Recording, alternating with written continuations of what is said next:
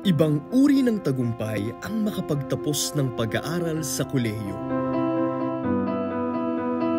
Kadalas ay diploma ang nagiging simbolo ng pag-asa sa pag-angat ng buhay para sa mga Pilipino. Para sa kanilang sarili, sa pamilya o kaanak na kasama nila sa buhay, gayon din ay ambag sa ikauunlad ng bayan.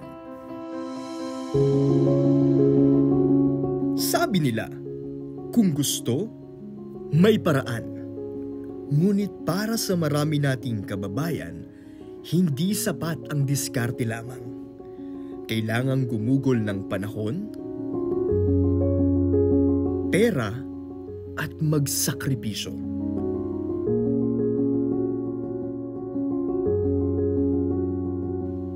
Hindi lahat ng Pilipino ay sapat ang kakayahan para dito.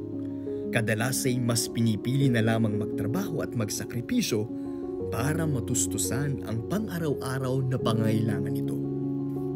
Ganito man ang realidad para sa nakararami, naroon pa rin ang pagsisikap ng maraming Pilipino na makamit ang inaasam na diploma at ang kaakibat nitong pangako ng maginhawang buhay.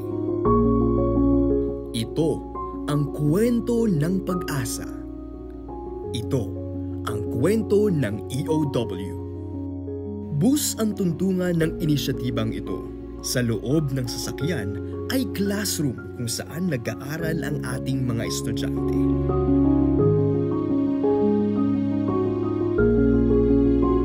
Kasulukuyang pinaglilingkuran ng PUP-EOW ang mga kabataan sa Payatas, Tatalon, at Smoky Mountain. Bakit dito at bakit natin ginagawa ito? Sa Education on Wheels, syempre yung commitment naman natin doon sa pag-educate doon sa mga kabataan, lalo na yung mga walang-wala talaga sa buhay. No? Ito yung mga tinatawag natin na kumbaga nasa laylayan. Kasi ngayon, pagka hindi ka graduate, hindi ka talaga makakakuha ng magandang trabaho. Kung gusto nating ilapit yung edukasyon doon sa mga batang walang pamasahe sa pang-araw-araw, syempre, mas enticing ito na tayo na mismo yung lumalapit. No? Para bang we bring education at the doorstep mismo ng mga walang-wala talaga. No? Ang common challenge ng mga mahihirap na gusto makapag-aral ay yung gastos nila pang-araw-araw. Sa pamasahe ngayon, ang mahal-mahal, di ba? So we bring the classroom via bus, no? Sa kanilang mga lugar mismo para wala na silang mismong gagastusin. Imaginein mo, pwede pala makapagtapos sa loob lang ng bus. Ang unang nilaunch natin na program sa Education on Wheels ay Bachelor of Science in Office Administration.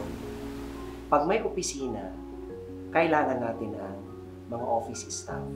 So whether it be in the corporate world, medical, or legal, kailangan natin mga office administration graduates.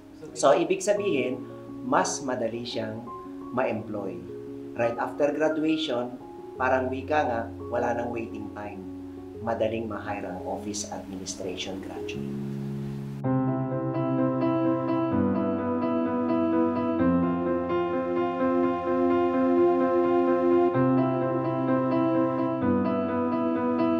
Ako po si Grayson Espartero po, nakatira po sa Tondo, Manila. Po after graduation po, ang pinakaplano ko po kasi is magkaroon ng full-time job as office worker or government worker po. Ayun po yung aim ko kasi, and mag-take ng civil service exam po. Narinig ko rin po siya sa kakilala ko before dun po sa pinag-OJT-han ko. Sinabi niya lang po sa akin na may offer si PUP ng Education on Wheels. Tapos sabi niya, ate, kung gusto mo mag-aral ng college, si PUP daw nag-offer. Kaya, nung pagkarinig ko parang ng pangalan ng PUP, syempre, pangarap ko nga na school siya ever since. Ginrab ko na po yung opportunity niya.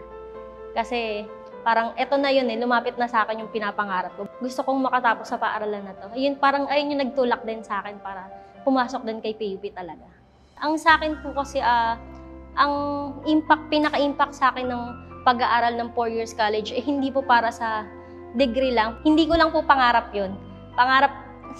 Pangarap po ng tatay ko na gusto ko rin pong tuparin.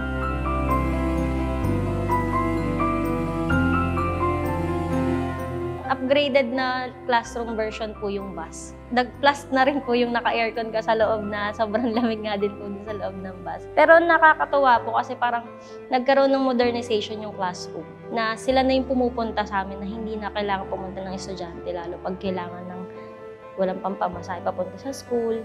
Sabi nga ng mga classmate namin, pag nasa verge na kami na nagbe-breakdown na kami kasi ang dami naming mga deadlines, sasabayan pa sa trabaho. Okay lang yan, kaya mo yan. Malayo na tayo, ngayon ka pa ba hihinto? Sabi nga nila, malayo pa pero malayo na. I am Rex Mendivil at 38 years old po. Nakatira po ako sa Sitio Veterans, Barangay Bagong Silangan. And also currently president of the LGBT group there sa aming sitio. Nalaman ko po itong Education on Wheels dahil po sa isang aspiring kagawad po. Kasabay po ng pag-introduce niya, syempre, tinake na po namin ang opportunity na to kasi malaking tulong po at saka sino po ba ang hindi nakakakilala sa PUP. Tumaan po kami sa series of evaluations and then yun po, ilan din po sa aking mga kasamahan sa organization ay nakapasa din po doon. Ayun po ay kami po ngayon ay magkakasama. Kapag ito ay natapos ko po, I think mas magle-level up po tayo. Mas magiging capable po tayo, mas marami po tayo matutulungan. Hindi dapat tayo natatapos sa kung ano lang ang kaya natin. Bagkus dapat po, in everyday lives, kailangan po natututo tayo. In-encourage ko po, lalo na po yung mga indigent natin families na pagkakataon naman po natin ito na para po bigyan naman natin ng credits ang ating mga sarili. Dahil hindi po biro na kapag nagkaroon ka po talaga ng diploma at nakatapos ka po sa isang napakasikat na universidad dito sa Pilipinas, malaking tulong po talaga ito at malaking achievement ito sa ating buhay. Dito sa Education on Wheels, of course, meron din po tayo ng mga classmate na nakakatanda. Since sila po ay talagang indigent, wala po silang source of electricity.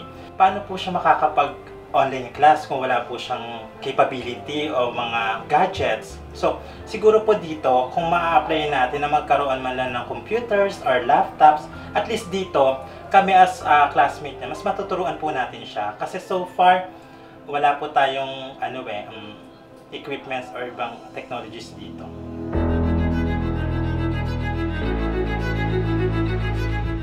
Ang EOW ay para sa pangarap ng maraming Pilipino, matanda man o bata. Tara na at samahan kami sa biyaheng ito tungo sa mas mayabong na pag-asa at kaunlaran. Naghahanap kami ng partners na maaari kaming tulungang mapatupad ang pangarap na ibahagi ang kalidad na edukasyon para sa mga mamamayang salat sa buhay. Kung naniniwala kayo sa aming advokasya at nais ninyong magbigay ng kahit na anong uri ng tulong, maaari kayong makipag-ugnayan sa Communication Management Office or Special Projects and Programs Office ng Polytechnic University of the Philippines gamit ang email na ito. Mahaba man ang biyahe, sa tulong ninyo, mas madaling makakarating sa buhay na pinapangarap ang ating mga kababayan. Gusto mo ba sumama? Tara, EOW na!